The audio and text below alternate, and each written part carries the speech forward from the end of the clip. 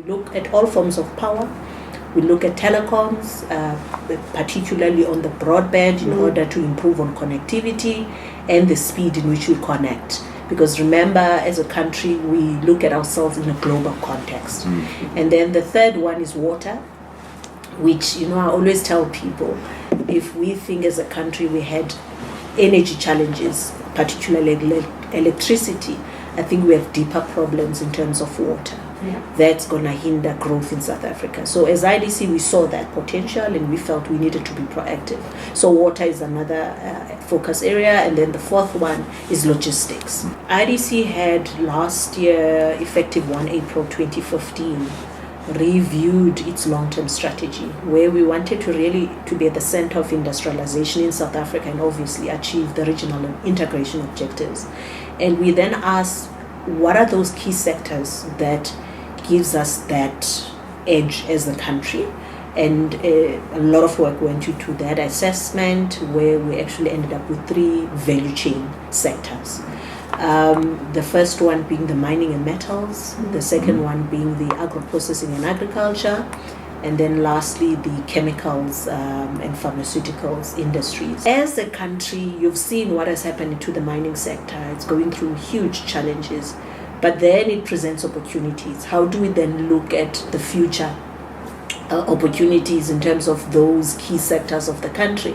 And I think new industries provides that opportunity as the country faces risks of deindustrialization. So we want to, again, as IDC, very proactive to contribute towards establishment of new industries of the future. We're also looking at the energy storage, which is now a hot topic. So that is something as a country we think, so there's a lot of assessment that went behind the selection of the 8 sector candidate. It is not a rigid list. Obviously, as we get a better understanding of where the potential is, we might drop some and include some new sectors. But for now, we're prioritizing the 8.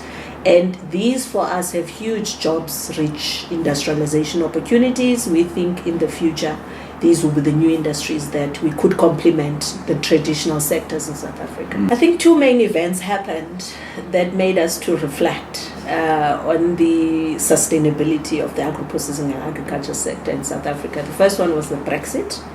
You would know that we're probably one of the largest exporters of horticulture products in the UK.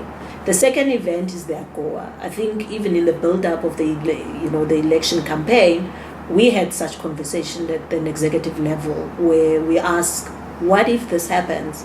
Obviously, probably 99% of the room, they didn't know that the president-elect would win.